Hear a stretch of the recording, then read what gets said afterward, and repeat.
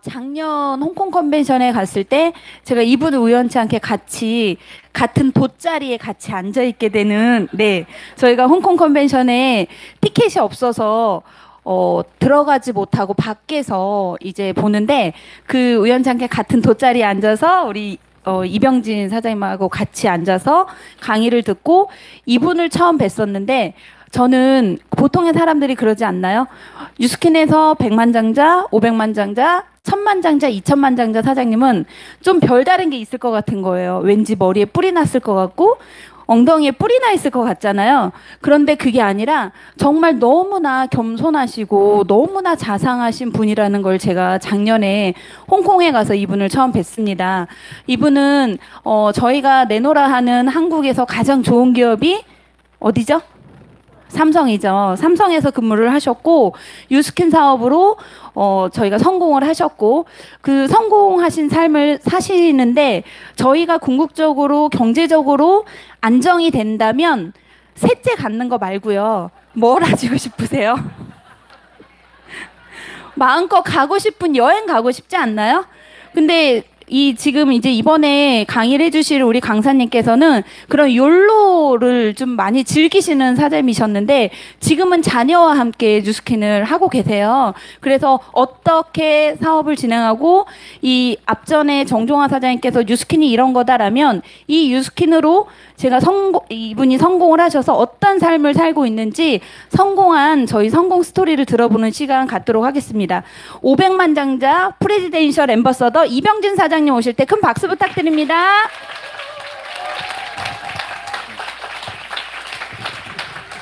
네, 안녕하세요. 이병진입니다. 반갑습니다.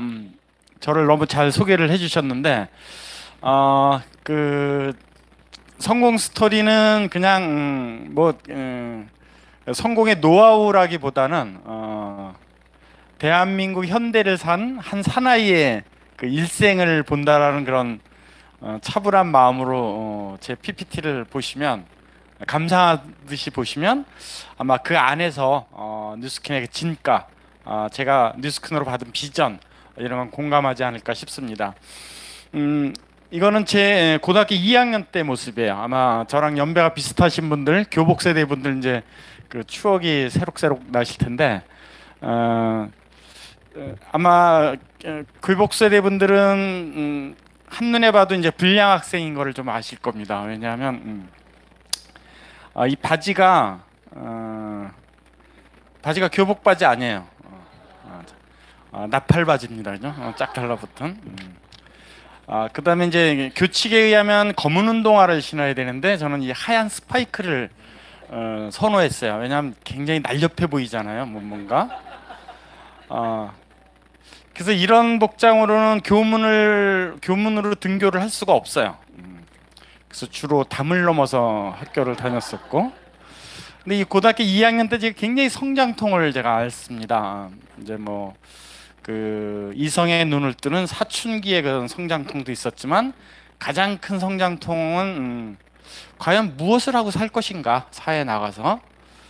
근데 그 고민의 진원지는 그 본심은 뭐였었냐면 직장 다니긴 싫은데 9시에 출근 6시에 퇴근. 지금은 이제 토요일 일요일 다 휴무지만 그때 당시는 일요일만 휴일이었던 시대거든요. 그 틀에 박힌 그런 직장 생활은 싫은데 근데 직장 생활을 하지 않고 어떻게 돈을 벌 것인가 그걸 고민하던 시절이에요. 너무 일찍 고민을 했죠, 그죠? 그래서 이 고민 끝에 이제 제가 해답을 얻어요. 해답을 어떻게 얻냐면 시인이 되자. 시인이 되면 출퇴근 안 해도 되잖아요. 시집 팔아서 돈 벌면 되고 아주 단순한 생각이었어요. 제가 어떤 시인으로서 어떤 재주가 보여서 그런 게 아니고 시인이 되면 직장생활 안 해도 되겠다. 단순한 생각이었어요. 그래서 시인이 되기로 결심을 하고 각 대학교에서 이제 고교 백일장 대회를 하는 대회에 쫓아다닐 때 사진이에요. 장소는 이제 건국대학교고요. 그러니까 그때 당시 대학들이 그 어떤 그 고교 백일장대를 왜 개최를 했냐면 자기네 출신 시인이나 소설가가 많이 배출이 되면 그게 학교 홍보가 됐던 거예요. 그래서 그 학교 가치가 이제 많이 올라가기 때문에 그 시인이나 소설가 재주가 있는 고등학생들을 백일장대에서 뽑아서 4년 장학생, 무시험 전형. 그래서 그걸 노리고 저도 이제 각 대학교 고교 백일장대에 쫓아다닐 때 이제 찍은 사진이에요. 그래서 시인이 되기로 이제 결심을 하고 시인이 된다면 이제 상상을 한 거죠.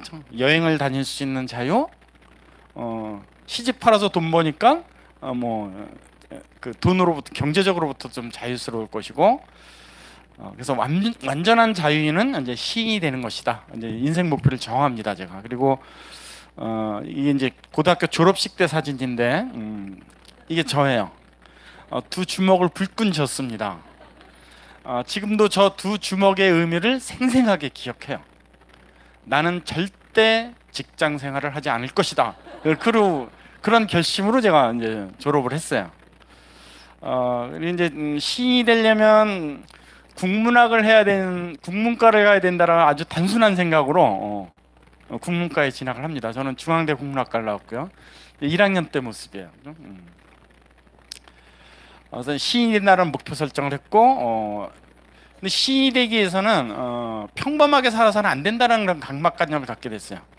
그러니까 독특하게 살아서 그 독특한 경험에서 우러나온 경험을 갖고 많은 시어를 갖고 그 유능한 시인이 될 것이다라는 것이 이 자유분방한 경험을 가져야 되겠다, 이런 이제 그 강박관념 때문에 굉장히 그 기괴한 생활을 많이 합니다. 버스에서 노래 부르기 제가 잘했던 것 중에 하나예요. 자주 했던 것 중에. 아까 흑석동 중앙대학교에서 이제 개봉동 우리 집까지 대개 이제 술 먹었을 때 하는 행위입니다. 버스 안에서 노래 부르는 거예요. 어떨 때는 버스 그 승객들이 환호가 좋아가지고 거의 관광버스처럼 갔던 그런 경험도 있고, 그리고 노랫값을 제가 요구했던 적도 있어요. 또 승객 중에는 기분 좋게 노랫값을 주던 분도 간혹 있었고. 근데 이런 경험을 제가 왜 했냐면 이렇게 평범하지 않게 살아야지만 나는 시인이 될 수 있다는 그런 강박관념 때문에 이제 이런 행위를 했었는데, 그리고 흰 고무신을 제가 한 1년 정도 신고 다녔었는데, 제가 대학 다닐 때는 대한민국이 그렇게 부유한 나라가 아니었어요. 그래서 물자가 굉장히 적은 나라에서 되게 그 선후배 사이에 술을 먹을 때 어떻게 먹었냐면 병나발을 불었어요. 종이컵이 없던 시절이기 때문에. 근데 이게 굉장히 비위생적이잖아요. 선배가 빨았던 병을 제가 빨고 후배가 빨고, 그죠? 굉장히 비위생적이잖아요. 그래서 묘안을 짜낸 거예요, 제가. 흰 고무신을 신고 다니다가 거기다 술을 따라 마시면 되겠다. 병나발 부는 것보다는 굉장히 위생적입니다. 그래서 지금도 이제 그 대학 동문회에 가면은 제 흰 고무신에 술을 따라 마셨던 몇몇 선후배들이 이제 그때 추억담을 얘기를 해요. 그래서 신춘문예 당선, 졸업하기 전까지 반드시 신춘문예 당선을 해서 시인으로 살겠다. 이게 이제 제 대학 다닐 때 목표였었습니다. 이 사진은 이제 그 중앙대학교 교정에서 찍은 사진인데, 마주한 친구는 사진학과 친구예요. 저는 국문과고 사진학과 과도 틀려요. 근데 그때는 당시는 핸드폰도 없던 시절인데 어떻게 저렇게 늘 붙어 다녔는지 모르겠어요. 과도 틀리는 저 친구하고 왜 저렇게 늘 붙어 다녔냐면 저하고 똑같은 생각을 갖고 있었던 친구예요. 절대 직장생활을 하지 않을 것이고 사진 작가가 돼서 자유인으로 살 것이고 사진 화보집을 팔아서 돈을 벌겠다는 생각을 갖고 있었던 친구예요. 그래서 늘 붙어 다녔어요. 그래서 아마 여기 중앙대를 나오신 분은 아시겠지만 굉장히 작습니다, 교정이. 늘 붙어 다니니까 학교 내에서 소문이 났을 정도예요. 쟤네 사귄다고. 그 정도로 붙어 다녔어요. 이상이 똑같으니까. 근데 저 친구가 지금 직업이 뭐냐면 목사님이에요. 아마 목사님도 자유로운 직업 중에 하나인 것 같아요. 이게 국문과 1, 2, 3, 4학년이 그 여주 신륵사 강변에 그 야유회 갔을 때 사진이에요. 지금은 이제 도시락 먹는 점심 시간입니다. 근데 제가 일어나서 모래바람 휘날리며 춤추는 거예요. 뒤에 이제 교수님들이 도시락을 드시는데 제가 춤바람 때문에 모래가 좀 쳤어요. 그래서 이 학과장님 표정이 지금 보이는데 이 학기에 제가 저 학과장님 감옥 빵꾸가 났어요. 이때 아마 좀 심기가 불편하셨던 것 같아요. 근데 저는 개의치 않았어요. 왜? 난 직장생활 안 할 거니까. 학점 관리할 필요가 없어요. 그렇죠? 직장생활 안 할 거니까. 시인이 될 거니까. 이렇게 좀 특이하게 좀 놀았고 이게 대학 2학년 때 이제 제 모습인데 제 목에 이제 그 노끈이 있습니다. 노끈. 이 노끈 끝에 뭐가 있냐면 병따개가 있어요. 병따개를 찾기가 힘들어서 대부분 그때 당시는 어금니로 병을 땄거든요. 그래서 대부분 저도 이 어금니 양쪽이 좀 깨졌어요. 그 약간 취기 상태에서 잘못 핀트를 맞추면 어금니가 깨지거든요. 그 위험을 감수하고 술을 드셨던 세대입니다, 우리가. 그래서 이게 굉장히 비위생적이고 좀 방법이 없을까? 그래서 아예 병따개를 제가 목에 걸고 다녔었어요.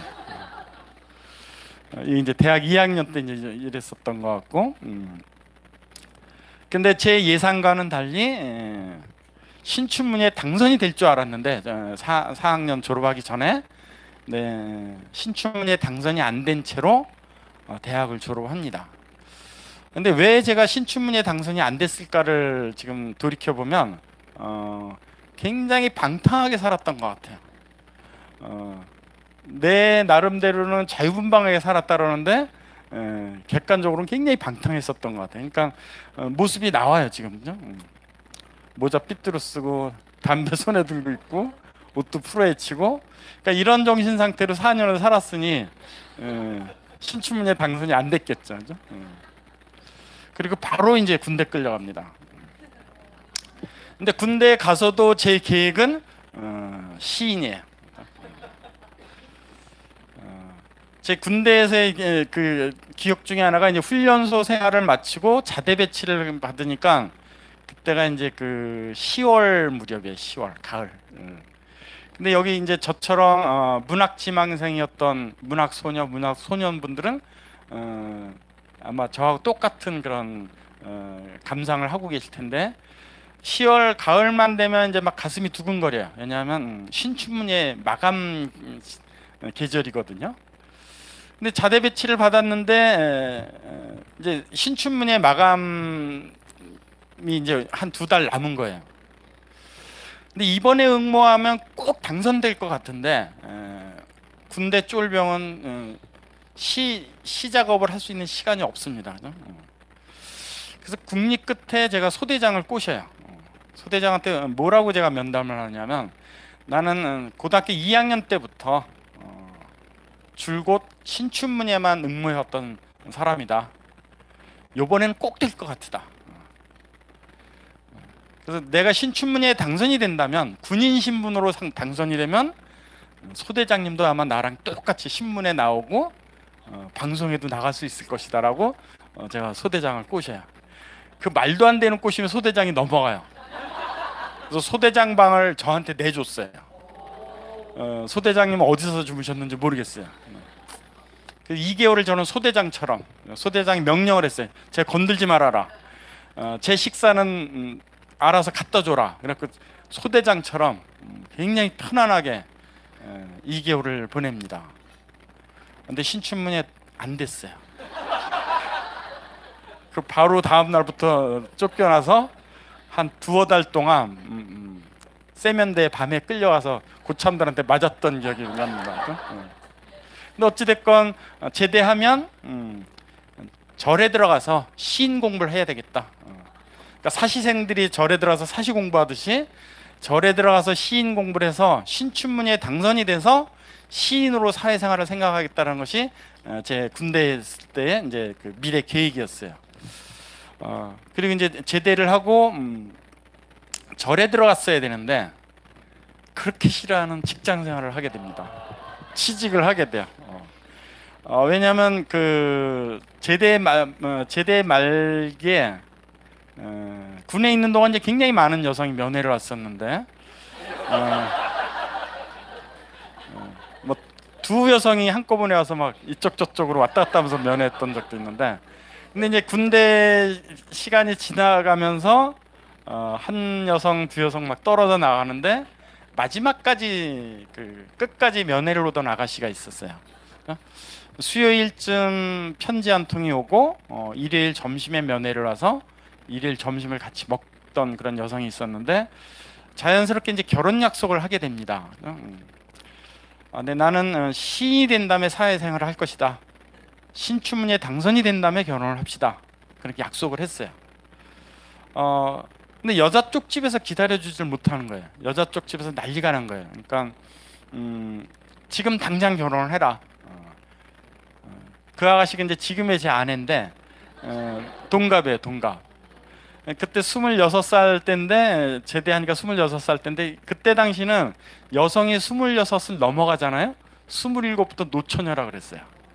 30 넘어가면 시집을 못 가는 시대였었어요. 너무나 노처녀여서. 그러니까 딸이 이제 노처녀에 접어드는데 빨리 시집을 보내고 싶겠죠, 당연히. 그래서 지금 결혼을 하지 않으면 헤어지라는 거예요. 다른 데로 시집 보내겠다는 거예요. 그리고 결혼을 하려면 반드시 직장을 잡으라는 거예요. 그래서 고민을 합니다. 여자하고 헤어져야 되는가? 근데 고민을 깊게 고민하면 길이 열려요. 고민을 하다 보니까 길이 열렸어요. 묘안이 떠올랐어요. 위장 취업을 하자. 오래 다닐 것처럼 취직을 해서 결혼하고 사표 내고 절에 들어가자. 이제 계획을 이렇게 세워요. 그래서 제가 취직을 하게 된 거예요. 그래서 3개월 만에 결혼합니다. 그래서 회사 내에서도 굉장히 그 지탄의 대상이었어요. 제가 입사한 지 3개월뿐이 안 됐는데 결혼을 하니까 이거 축의금을 줘야 되냐 말아야 되냐 굉장히 헷갈리게 만들었죠. 그리고 결혼에 성공했으니까 이제 사표를 내고 절에 들어갔어야 되는데, 절에 들어가지 못한 이유, 사표를 못 낸 이유, 아기가 태어나요. 굉장히 일찍 태어났습니다. 뭐 과학적으로 여러분들이 따져보려고 하지 마세요. 굉장히 일찍 태어났어요. 근데 이 아기가 이제 분유를 먹는데 분유값이 상당히 많이 들어가는 거예요. 근데 이제 대학 공부까지 부모님 시켜줬고 결혼까지 했는데 아기 분유값을 부모님한테 손 벌리기가 너무나 불효스러워서 이 아기가 분유를 떼고 밥을 먹을 때까지만 직장을 다니자, 이렇게 이제 유보를 합니다. 사표를. 그래서 첫째 아이가 이제 분유 떼고 밥 먹을 때쯤 사표를 냈어야 되는데 둘째가 태어나요. 또 셋째가 태어납니다. 그러니까 31살 때 제가 애가 셋이에요. 여기 이제 자녀 정종화 사장님도 이제 셋째를 잉태하셨는데, 자녀 2명, 1명, 2명 키운 사람은 부모가 아니에요, 사실은. 3명 정도 키워봐야 이제 부모 마음을 압니다. 근데 이때 당시는 한국이 굉장히 폭발적으로 인구가 증가하던 시절이었어요. 그러니까 아들을 낳기 위해서 막 딸 낳다가 아들 낳으니까 인구가 폭발적으로 늘어나던 시절이에요. 그래서 정부에서는 너무나 급작스럽게 인구가 팽창되니까 산하 정책을 썼습니다. 그때 정부 표어가 뭐였었냐면 잘 키운 딸 하나 열아들 안 부럽다. 그러니까 아들 낳기 위해서 자꾸 낳지 말고 딸 하나만 낳았어도 잘 키워라, 그러면 아들 노릇한다. 이게 정부의 방침이었어요. 지금은 이제 실패한 인구 정책으로 밝혀졌지만 이때 당시는 3명 난 사람이 없어요. 거의 1명이에요.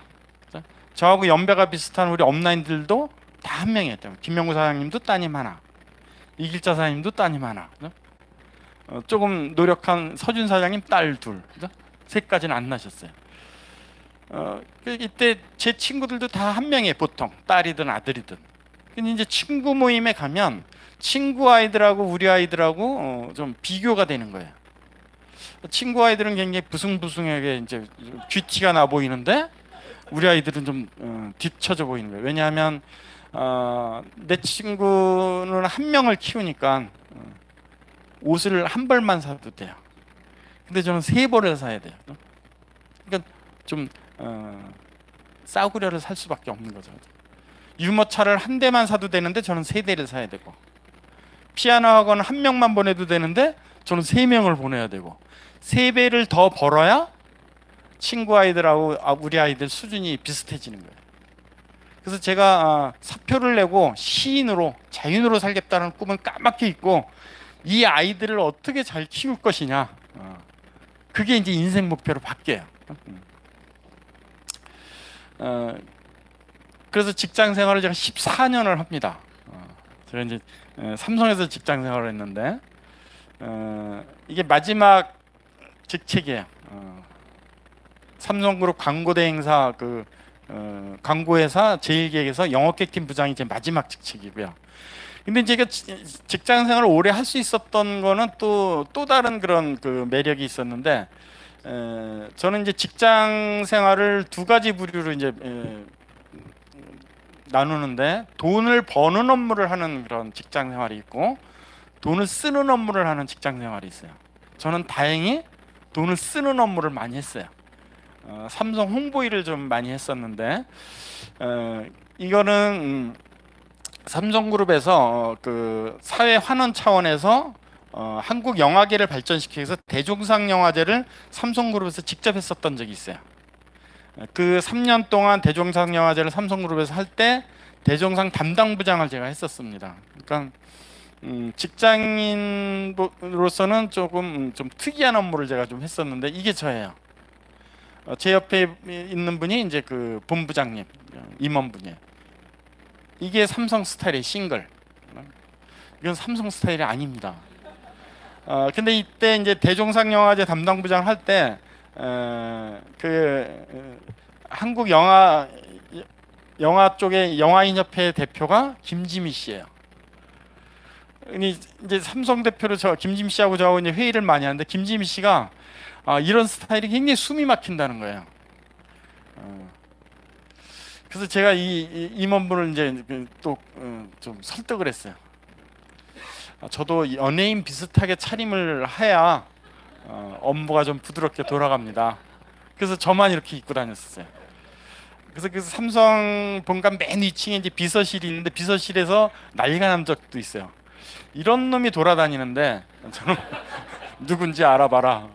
근데 이 임원분이 다 커버를 해주셨어요. 얘는 이럴 수밖에 없습니다. 그래갖고, 그러니까 좀 자유스러운 그런 업무를 했기 때문에 아마 그 시인으로 자유스럽진 못했지만 아마 직장생활을 좀 하지 않았나, 이런 추억을 하고요. 그다음에 삼성의 그 해외 홍보 전략이 뭐냐면, 삼성은 해외 공장이나 지사를 만들 때 그 지역에다가 대한민국을 알립니다. 먼저 대한민국을 알리기 위해서 한국 영화라든지 한국 국악이라든지 이런 공연을 해요. 그리고 그 지역의 사람들이 대한민국에 대해서 좀 알 때쯤 대한민국 최고의 기업 삼성을 알리는 작업을 해요. 그게 삼성의 대외 홍보 전략입니다. 그 홍보 전략을 위해서 국악 공연단을 이제 파견을 하는데, 그 국악 공연단장을 제가 또 한 3년 했어요. 그러니까 업무가 국악인들 데리고 해외 나가서 공연하는 일이 업무인 거예요. 직장생활 할 만하죠. 그런 직장생활은. 이게 이제 중국 심양에서 그 국악 공연했을 때 이제 사진이고요. 그다음에 제 업무 중에 또 하나는 그 오피니언 리더들을 관리하는 일이에요. 관리라는 건 뭐냐면, 삼성의 친삼성 이미지를 갖게 하기 위해서 오피니언 리더들한테 뭐 때마다 뭐 선물도 드리고, 뭐 만나서 이렇게 그 삼성에 대한 그 정보라든지 그런 걸 이제 그 말씀을 많이 나누는 그런 크게 업무예요. 여기 이제 돌아가신 분 이청준 소설가인데, 이청준 소설가분이 가장 좋아하던 집이 신라호텔 2층에 있는 요 바입니다. 그때 가장 비싼 술이 한 잔에 10만 원이었던 것 같아요. 그때 돈으로. 그걸 가장 좋아하셨었어요. 근데 이런 분들을 대접하면서 이분들 얘기도 듣고 삼성의 친한 이미지를 갖게 하기 위해서 관리를 하는, 그게 제 업무이기도 했어요. 그러니까 직장생활을 할 만하죠. 그리고 잡지의 날 상도 받습니다. 이건 제가 유능해서 받은 게 아니고 제 백그라운드에 삼성그룹이라는 큰 기업이 있었기 때문에 정부에서 저한테 줄 수밖에 없었고요. 그다음에 이제 뭐 한 해에 한두 번씩 이렇게 해외 출장도 다니고, 이게 이제 제 과장 때 모습입니다. 제가 모자를 굉장히 좋아하는데 이 모자를 특히 이제 직장 생활할 때 좋아했었던 모자인데 자주 썼어요. 회사 뭐 야외 행사 때는 반드시 썼었고, 아마 출근도 한 3번인가 저 모자 쓰고 출근했었던 기억이 나요. 근데 어느 날 인사부서장이 저를 부른다는 거예요. 인사부서장이 바뀌었는데 바뀌자마자 저를 부른다는 거예요. 그래서 갔더니 그 인사부서장이 저한테 뭐라 그랬냐면, 너 다시 한번 이 모자 쓰고 나타나면 잘라버리겠다는 거예요. 그날 제가 분해서 한숨을 못 잤어요. 너무나 분해서. 모자도 내 맘대로 못 쓴단 말이냐. 그래서 밤새 분해서 사표를 씁니다. 출근하자마자 그 인사부서장 얼굴에다가 사표를 멋있게 집어던지고, 나 이런 회사 못 다니겠다. 나를 잡아도 뿌리치고 나오리라. 근데 사표 못 냈어요. 왜? 아이들 셋 누가 키워요? 꾹 참고, 더럽지만 꾹 참고 직장 생활을 했습니다. 그죠? 그래서 아마 직장 생활에 애환 여러분들 아실 거죠? 분해서 잠을 못 이룬 그런 날 많고. 그래서 이런 그 굴욕적인 사건을 당했음에도 불구하고 다녀야 되는 그런 억울함. 그래서 부장 때 이제 제가 또 어떤 고민을 하게 되냐면, 이제 선배들이 저보다 먼저 진급한 뭐 임원이었던 선배들, 임원 진급해도 보통 2년 있다가 또 잘리더라고요. 그래서 저를 냉정히 분석을 해본 거예요. 제가 임원이 될 확률 한 20%? 임원이 됐다 손 쳐도 길어야 2년? 그리고 회사 나가면 그냥 아무것도 아닌 거예요. 그래서 선배들이 그렇게 해서 잘린 선배들이, 임원회에서 잘린 선배들이 간혹 이제 저하고 만날 기회가 되면 하시는 말씀들이, 너 임원보다는 지금이라도 네 사업을 해라, 그런 조언을 많이 해주시는 거예요. 그래서 이때 이제 제가 고민을 합니다. 그 삼성 임원만을 고집할 게 아니고 구멍가게라도 내 사업을 좀 한번 해볼까, 이런 생각을 하게 돼요. 그래서 창업 관련 서적에도 관심을 갖게 되고, 창업 박람회라든지 뭐 어떤 사업 설명 이런 데 많이 쫓아다니던 시절에 제가 하나 광고를 보게 됩니다. 이 광고 내용이 뭐냐면 평생 사업의 기회를 뉴스킨이 드립니다라는 광고예요. 이 광고를 제가 본 거예요. 뉴스킨이라는 회사에 대한 정보는 하나도 없어요. 단지 이 광고를 제가 스크랩한 이유는 평생 사업의 기회라는 이 단어 때문에 제가 스크랩을 한 거예요. 그래서 이 서울 잠실 롯데호텔에서 뉴스킨 사업 설명회를 할 때 제가 처음으로 뉴스킨을 만납니다. 근데 이때 당시 한 1000여 명 정도가 참여를 했었던 것 같아요. 근데 이 행사장에 제가 참여를 했을 때 뉴스킨이라는 회사를 제가 오해를 합니다. 왜냐하면 이때 당시 저는 다른 회사 사업 설명회에도 많이 참석을 하고 관심을 가졌던 시절이기 때문에 사업 설명회에 참석했던 경험이 좀 있었던 시절이에요. 근데 다른 회사 사업 설명회에 가면 그 직원 10대 명이 참석한 몇백 명을 안내하는 게 통상인데, 이 뉴스킨 사업 설명회장 갔더니 참여한 1000여 명이 다 나를 안내하려고 드는 거예요. 그때 받은 명함이 이 정도 돼요. 약간 이상한 거예요. 좀 이상한 회사다. 머리에 싹 스쳐 떠오르는 게, 내가 뉴스나 신문을 통해서 들었던 피라미드 회사가 아닌가라는 오해를 살짝 하게 돼요. 그래서 확인을 하기 위해서 제가 무대 앞으로 갑니다. 그랬더니 아니나 달라 굉장히 진열되어 있는 제품이 조악해요. 뉴스킨은 용기에다가 투자를 별로 안 해요. 내용물에다 투자를 하지. 그래서 아마 굉장히 조악한 제품으로 오해를 하는 사람들이 있어요. 제가 그랬어요. 피라미드 회사구나 이렇게 오해를 합니다. 그래서 바로 이제 다시 사무실로 들어왔어야 되는데 이 행사장에 제가 남기로 결심하게 된 계기는 뭐냐면 그 무대에 갔을 때 무대를 준비하는 사람 중에 아는 얼굴이 있는 거예요. 금강기획의 이벤트 팀에가 있는 거예요. 금강기획은 현대그룹의 광고대 행사입니다. 제가 다니던 제일기획은 삼성그룹의 광고대 행사. 라이벌 기업이에요. 그러니까 뭐 한국의 큰 이벤트, 뭐 대통령 취임식이라든지 뭐 올림픽이라든지 뭐 이런 큰 행사를 할 때 큰 이벤트 때마다 마지막까지 수주 경쟁을 벌리는 회사가 삼성의 제일기획, 현대의 금강기획이에요. 라이벌 회사예요. 그래서 라이벌이기 때문에 서로 인적 자원을 알아요. 부장이 누구고 과장이 누구고 사원이 누구고 다 알아요. 근데 금강기획 이벤트 팀 아이가 무대를 준비를 하는 거예요. 이 뉴스킨 사업 설명회 무대 준비를. 나중에 이제 그쪽 팀 사람한테 그쪽 팀 이제 부장한테 제가 들은 얘기인데 뉴스킨은 굉장히 알짜 고객이라는 거예요. 왜냐하면 현찰로 바로 준대요. 행사하고 나면 현찰로 어음안 주고 현찰로 바로 결제를 한다고 그러더라고요. 그래서 굉장히 알짜 고객이었다 그러더라고요. 그래서 저는 이 뉴스킨 사업 설명엔 전혀 관심이 없고 왜 피라미드라고 오해를 했으니까 금강기획 아이들의 이벤트 수준을 제가 엿보려고 거기에 이제 남기로 해요. 왜냐면 서로 인적 자원을 아는데 걔네들이 이벤트를 하는 행사 장면을 한 번도 본 적이 없거든요. 현장에서.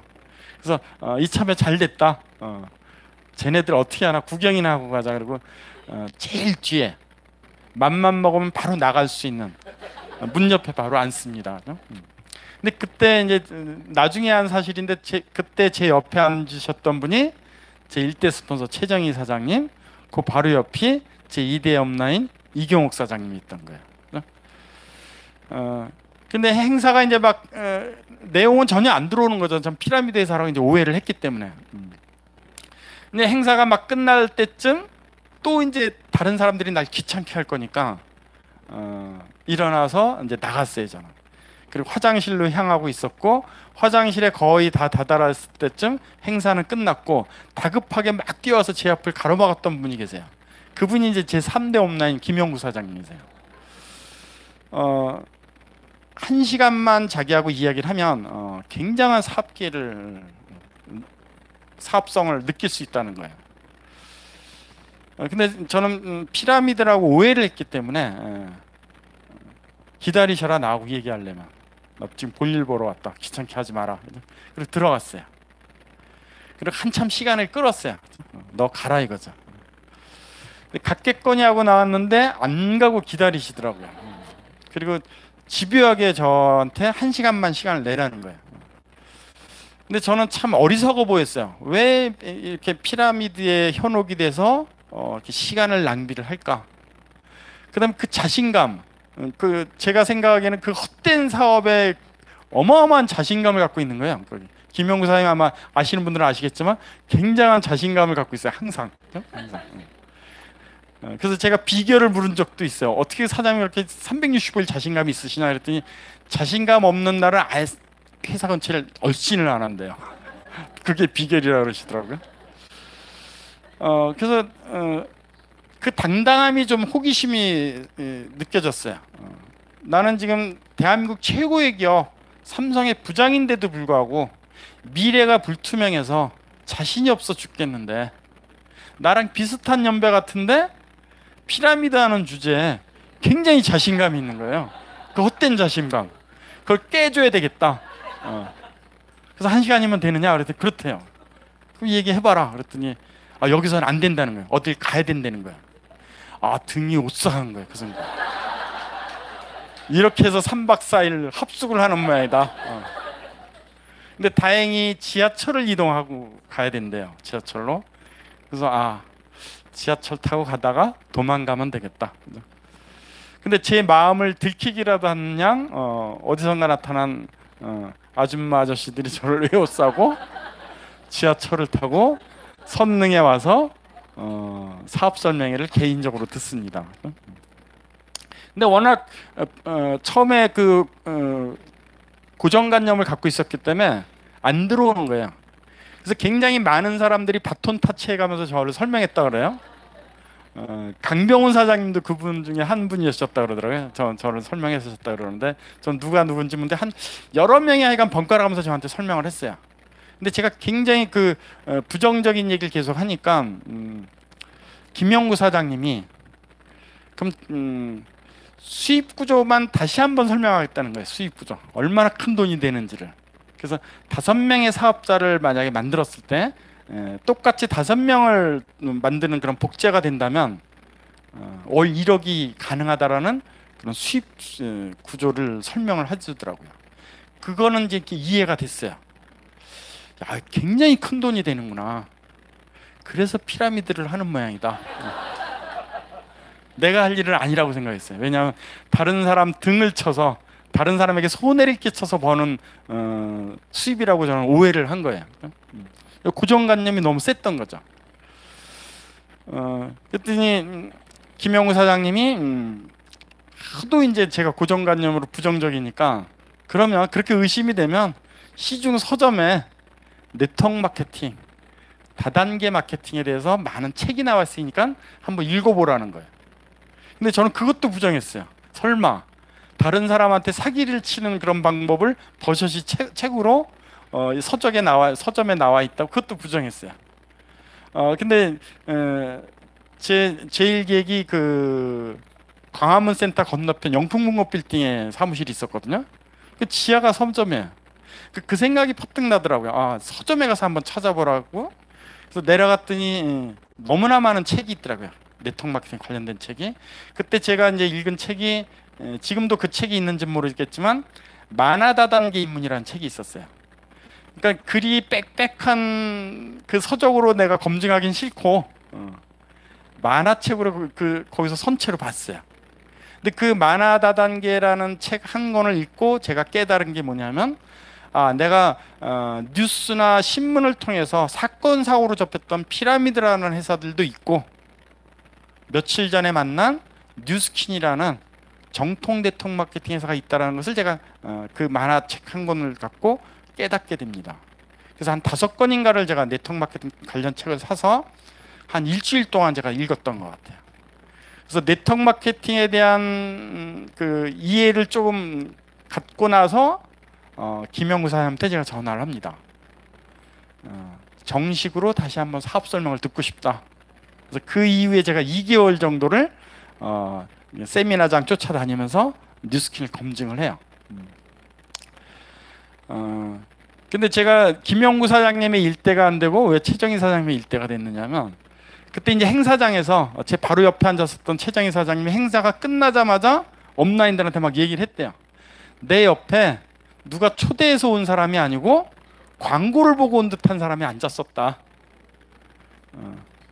근데 다른 스폰서들은 다 흘려들었는데 김영구 사장님만이 그 사람이 무슨 옷을 입었느냐. 그래서 화장실 앞에서 저를 만나서 오늘날 이제 제가 있게 된 거예요. 그래서 제가 사업을 하겠다라고 이제 회원가입 의사를 표현했을 때 그 단초 역할을 했던 최정희 사장님이 일대가 되신 거예요. 그래서 그 사업자들 사이에서는 이 광고를 내고 이 5대 도시에서 사업 설명을 할 때 들어갔던 총 경비가 5억이래요. 근데 이 뉴스킨 사업 설명회를 통해서 사업을 결심하게 된 사람이 저 하나래요. 그래서 이 광고 속에 있는 분이 그때 당시 지사장 한성태 지사장 분인데 지금은 작고하셨는데 이분이 저만 만나면 이분도 중앙대학 경제학과 나오셨더라고요. 같은 동문이라고 저한테 이제 잘해주셨는데 저만 만나면 넌 5억 들여서 나타난 사람이야. 5억의 사나이. 그러니까 그 본사 직원들이 저한테 붙여줬던 별명이고요. 근데 사업자들 사이에서는 제가 어떤 별명이 있었냐면 화장실에서 주순 사나이라는 별명이 있었습니다. 근데 이제 제가 뉴스킨 한 2개월 정도 이렇게 사업 설명회를 다니면서 수입 구조를 정확하게 이해하는 순간 뭘 깨닫게 되느냐면 고등학교 2학년 때 꿈꿨던 시간의 자유, 경제의 자유 이제야 내 앞에 나타났구나. 전 그렇게 깨달았어요.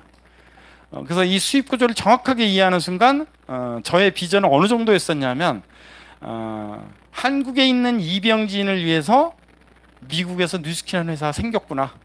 나를 위해서 만들어진 회사구나. 이렇게 착각할 정도로 저는 비전을 받았어요. 저는 고등학교 2학년 때부터 꿈꿨던 딱 알맞는 그런 시스템을 제가 발견을 한 거예요. 그래서 제가 뉴스킨을 하기로 결심을 해서 이제 오늘날 이제 뉴스킨을 하게 되는데, 그래서 뉴스킨을 제가 하고 나서 제 인생은 많이 바뀝니다. 이 광고 하나로 제 인생은 완전 이제 그 역전이 되는데, 이건 제가 뉴스킨 하면서 다녔던 나라들의 사진입니다. 제목은 제가 시간 공간의 자유, 자유인이라는 제목으로 붙였는데, 왜 시간 공간의 자유가 가능하느냐면, 저는 지금 부천센터에서 여러분들하고 뉴스킨 강의를 하고 있습니다. 근데 지금 이 시간 제 회원 중에 일본에 있는 회원 누군가는 인터넷으로 제품을 주문하고 있을 거예요. 중국에 있는 누군가는 몇 사람 모아놓고 뉴스킨 제품, 뉴스킨 비즈니스에 대해서 설명을 하는 사람도 있을 겁니다. 뭐 말레이시아에 있는 누군가는 지금 제품을 쓰는 사람도 있을 거예요. 그러면 전 세계에 퍼진 나의 회원들이 사용한 매출에 대해서 제가 5%의 커미션을 받는 인세 수입이에요. 그러니까 제가 잠을 자건 여행을 다니건 시간 공간 구분 없이 생기는 수입이에요. 그러니까 자유스러운 그런 생활이 가능한 수입 구조가 이 뉴스킨의 가장 큰 비전이라고 생각합니다. 그래서 뉴스킨 하면서 이제 제 인생이 이제 그 고등학교 2학년 때 꿈꿨던 그 완벽한 자유인의 인생으로 이제 제가 바뀌는데, 이건 그 미국 서부 지역 저 파란색 노선을 따라서 제가 그 가족 여행을 한 적이 있습니다. 아마 여기 뉴스킨 사업을 하시는 분들은 미국 서부 여행을 2년에 한 번을 하셔야 돼요. 왜냐하면 뉴스킨 본사가 유타주 솔트레이크시티에 있습니다. 그래서 본사 컨벤션을 위해서 이제 2년에 한 번 방문하는데, 제가 워낙 많은 그 미국 본사를 방문하다 보니까 거의 가이드 수준이에요. 이 미 서부 지역은. 그래서 제가 가족을 데리고 이렇게 여행을 했었거든요. 요세미티 공원입니다. 제 아내, 둘째 딸, 막내 아들이에요. 아들 낳기 위해서 제가 딸 아들을 낳았는데, 이게 그랜드 캐년입니다. 그렇죠? 아들, 둘째 딸이고요. 이게 레드 캐년. 저 차로 이제 그렇게 미서부 여행을 했는데, 중간 저렇게 맥주 타임을 가졌어요. 지금 생각하면 큰일 날 그런 음주운전을 많이 했던 것 같아요. 그 이거는 이제 프랑스 한 달 정도 가족 여행을 했었던 적이 있습니다. 몽셀미셀이라는 그런 프랑스 북부에 있는 수도원인데 700년 동안 건립을 했대요. 건축 기간이 700년이래요. 제가 인터넷에서 보고 굉장히 특이한 건물 형태여가지고 눈에 확 들어오더라고요. 그래서 알아봤더니 700년 동안 건축 역사를 갖고 있더라고요. 저 안에 마을도 있고 호텔도 있고 레스토랑도 있고 뭐 공동묘지도 있고 그래요. 그래서 여길 꼭 가봐야 되겠다. 그래서 파리에서 5시간 걸려요, 자동차로. 여기를 이제 가족 데리고 가족 여행을 했었던 적이 있고요. 파리 에펠탑, 이게 몽마르트 뒷골목이고요. 이게 몽마르트 언덕에 있는 사크레라는 그런 성당. 제 아내하고 이제. 근데 이탈리아를 또 가족 여행을 합니다. 한 달 동안 요 코스로. 이게 피렌체 대성당이죠. 저 뒤에 이제 그 유명한 피렌체 두오모 지붕 있죠. 근데 바로 옆에 이제 조토의 그 종탑이라는 건데, 저 두 건물이 다 한 30층 정도 높이 돼요. 근데 엘리베이터가 없어요. 걸어서 올라가야 돼요. 저 두 군데를 다 올라간 사람 드물더라고요. 근데 저는 올라갔다 왔거든요. 아마 파마넥스의 힘 같아요. 제 아이들이 놀라더라고요. 제가 저 두 건물 다 오르락내리락 하니까. 이거는 이제 이탈리아 이제 돌지붕. 유네스코에서 이 마을 자체가 지정이 됐어요. 유네스코 보존 지역으로. 돌지붕 마을. 바티칸 박물관.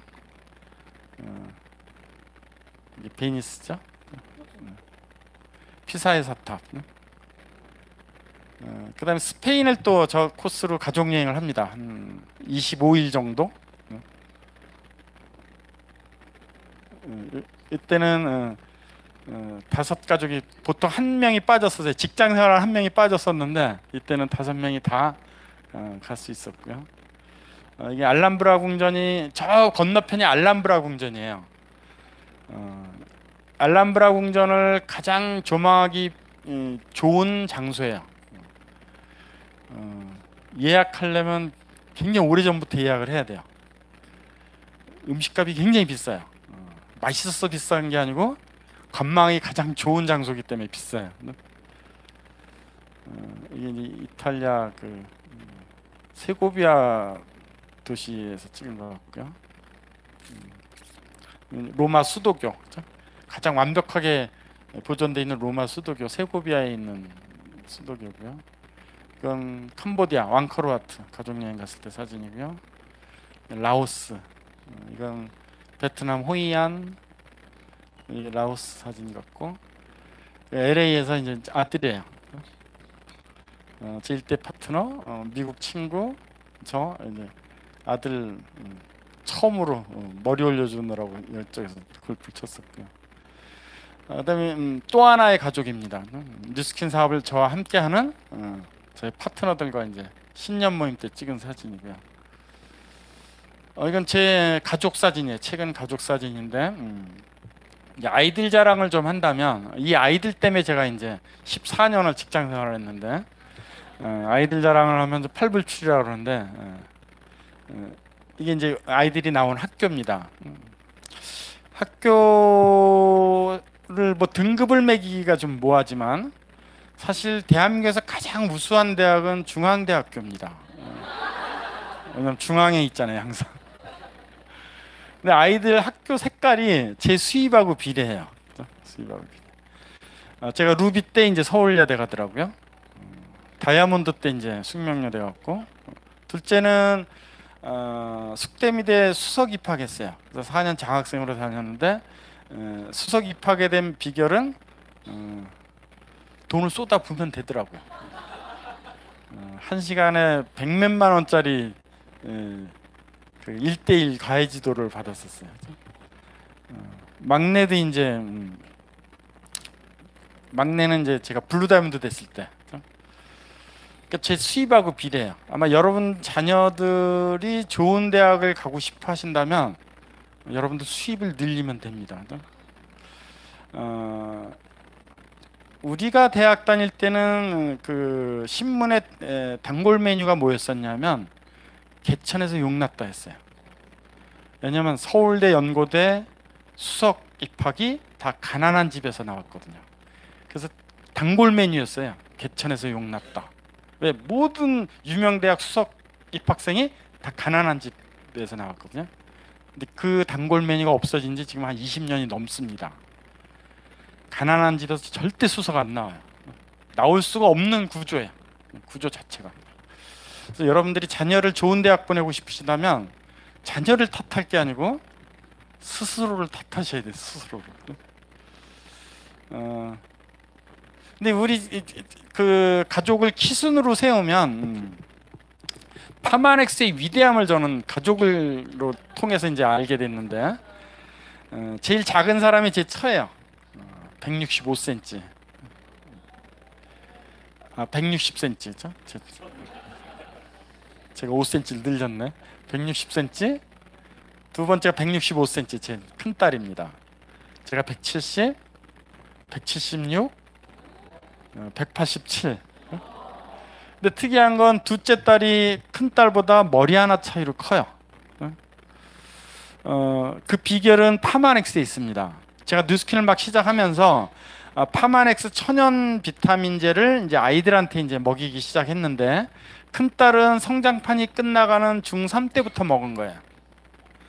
둘째 딸과 막내 아들은 성장판이 막 열리는 초등학교 때부터 먹은 거예요. 그러니까 유전자가 갖고 있는 최고의 키가 실현된 거예요. 천연 비타민이 투여되면서. 그래서 그 파마넥스의 위대함을 저는 아이들을 통해서 실증을 하고 있고요. 이건 한 6, 7년 전의 제 모습이에요. 제목은 꿈은 이루어진답니다.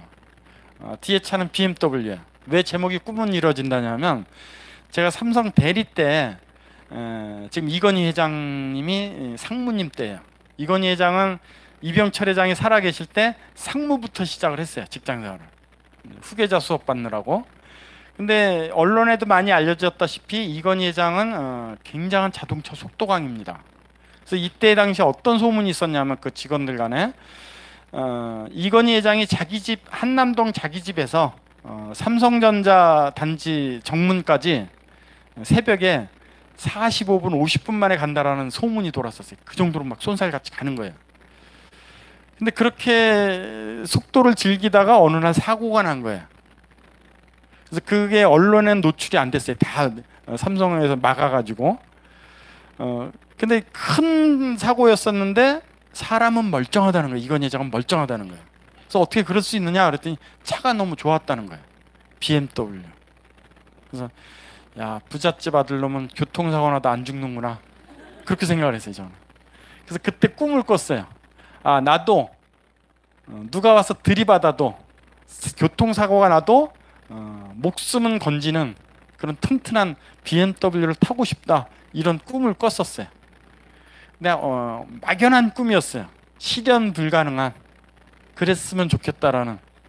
근데 제가 뉴스킨 한 3년 반 정도 했을 때 처음으로 뉴스킨 수입이 1,000만 원이 넘어갔어요. 근데 여기 이제 뉴스킨 수입 구조를 이해하시는 분들은 아시겠지만 한 번 1,000만 원이 넘어가면 그냥 그 다음 달부터는 1,000만 원 넘어가는 거예요. 그죠? 계속 확장이 되니까. 그래서 1,000만 원이 넘어간 통장을 확인하고 제가 여의도 매장에서 찍어 타고 나온 차예요. 그래서 꿈은 이루어졌다라는 제목을 제가 붙인 겁니다. 그 뒤에 이제 튼튼한 차 위주로 탔는데 지금 이제 현재 타고 있는 차가 이 차입니다. 근데 제가 대리 때 교통사고가 나도 안 죽는 그 꿈을 실현 안 시켰다면 저는 지금 이 세상 사람이 아닐 수도 있어요. 왜냐하면 제가 한 2년 반 전에 영동고속도로에서 사고가 납니다. 갑자기 그 폭우가 쏟아지면서 빗길에 올라타서 제가 네 귀퉁이를 막 들이받는 그런 사고가 나거든요. 이 차로. 수리비가 3,500만 원 나왔어요. 근데 공장 갔을 때 공장장이 운전하는 사람은 어디 갔냐 그러더라고요. 그래서 저라 그랬더니 안 다쳤네요.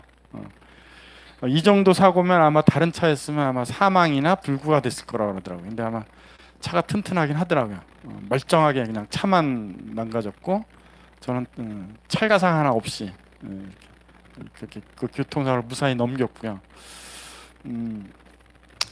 이게 이제 제 뉴스킨을 만나서 바뀐 저의 인생입니다. 저는 뉴스킨의 가치를 어디에다 좀 두고 싶냐면 시간의 자유, 그다음에 수입의 자유 거기에다 두고 싶어요. 우리 모두는 죽는 그날까지 경제 활동을 해야만 됩니다. 아이들이 부양하는 시대 저희 세대로 끝이에요. 저희 세대. 아마 여러분들은 죽는 그 순간까지 자기 생활을 위해서 일을 하셔야만 돼요. 근데 저는 경제 활동을 어디에다 하고 싶냐면 밭 가는 데다 비유를 하고 싶어요. 직장 생활이나 소규모 자영업으로 경제 활동을 하는 방법은 호미로 밭 가는 겁니다. 하루 종일 호미질 해야 돼요. 경작 범위가 절대 클 수가 없어요. 한계가 있기 때문에 절대로 부자로 살 수 없어요. 근데 그 호미질로 경제 활동하는 거에 가장 큰 애환은 뭐냐면 나도 평생 호미질을 했는데 죽는 순간 아이들한테 호미 물려주고 죽는다는 거예요. 아이들도 평생 호미질만 해야 돼. 근데 트랙터로 바꾸는 방법이 있습니다. 굉장히 넓은 경작 범위를 가질 수 있어요. 당연히 부자로 살 수 있어요. 근데 트랙터로 밭을 못 갈고 왜 호미질을 하느냐? 트랙터를 살 돈이 없기 때문에 그런 거예요. 여기 혹시 삼성가나 롯데가의 자제분이 계시다면 굳이 뉴스킨에 도전 안 하셔도 돼요. 이미 트랙터 갖고 계신 거예요. 또 다른 트랙터를 탐할 이유가 없는 거예요. 김연아 선수가 선수 시절에 일주일에 5억 벌었다고 합니다. 트랙터예요. 호미질 아닙니다. 트랙터예요. 근데 김연아 선수는 지금 트랙터 옮겨 탔어요. 제가 풍문으로 들었는데 송도 그 상가에 상가 단지가 텅텅 비었을 때 동단위로 샀대요. 김연아 선수가. 그래서 지금 거기가 꽉 차서 거기에서 나오는 월세 수입이 선수 시절보다도 훨씬 더 많이 번다 그러더라고요. 또 다른 트랙터로 옮겨 탄 거예요.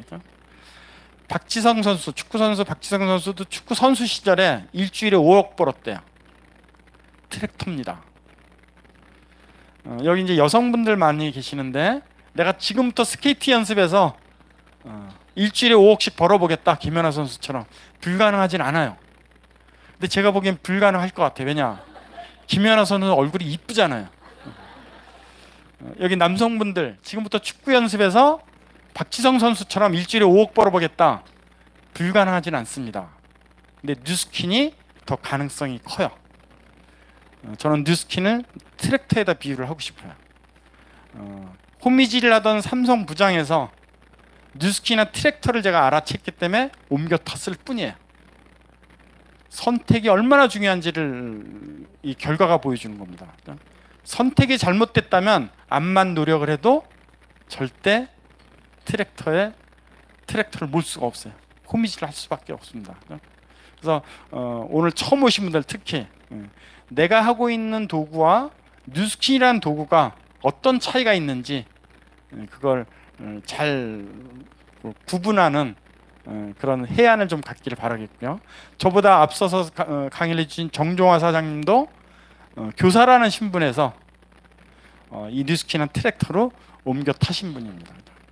그래서 오늘 처음 오신 분들 특히 제가 10수년 전에 느꼈던 뉴스킨을 통해서 봤던 그 비전, 뉴스킨을 통해서 내 인생을 바꾼 그런 비전을 똑같이 느끼시기를 바라면서 제 강의를 마치겠습니다. 감사합니다.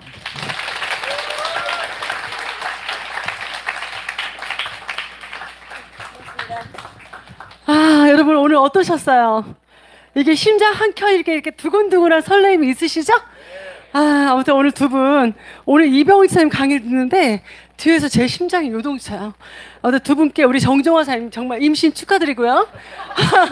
우리 이병훈 지사님 많은 후배들에게 귀감이 돼주시고 멋진 뉴스킨을 보여주신 거 진심으로 감사하다고 박수 한번 주세요, 여러분. 고맙습니다. 진심 고맙습니다. 누구나 여러분 꿈을 꿀 수 있잖아요. 그리고 그러니까 밖에서는 누군가를 부러워하며 진다고 얘기하죠. 근데 제가 뉴스킨 사업을 해보니까 뉴스킨 사업은요, 부러워하시면 돼요. 왜냐하면 세상에서 많은 성공자를 보지만 그들의 성공자를 부러워한들 우리가 갈 수 없는 길이기 때문에 부러워하지 말라고 얘기해요. 그런데 저도 뉴스킨 사업한 지 만 10년 됐어을 처음에 뉴스킨 왔을 때 성공자들이 너무너무 부러웠어요. 부러워했어요. 그리고 그들을 닮고 싶어서 무지 노력했어요. 왜냐하면 제가 부러워하는 뉴스킨은 열심히 부러워하고 그 뒤안길을 따라가며 성공한다는 이꼬로 공식이 확인이 돼 있기 때문에 따라왔습니다. 그리고 이제 오늘 처음 오신 분이 계시다면 여러분 오늘 마음의 문을 활짝 열고 뉴스킨 보셨죠? 오늘 보시고 결단을 하라는 게 아니라 우리 이병진 사장님처럼 2달을 알아봤다고 했잖아요. 어떤 일을 선택하는데 즉흥적으로 선택하고 결정할 수는 없어요. 그래서 여러분께 이곳에 와서 이런 인천 경기 지역 비즈니스 센터에 오셔서 여러분이 지속적으로 알아볼 수 있는 기회를 계속 가질 겁니다. 여기는 화요일날 저녁 화수 오전, 화요일날 저녁 투잡 스타트업 세미나, 목요일날 저녁에 세미나 등등 준비되어 있습니다. 이곳에 오셔서 여러분이 원하는 인생을 살 수 있는 도구인지 알아보시고요.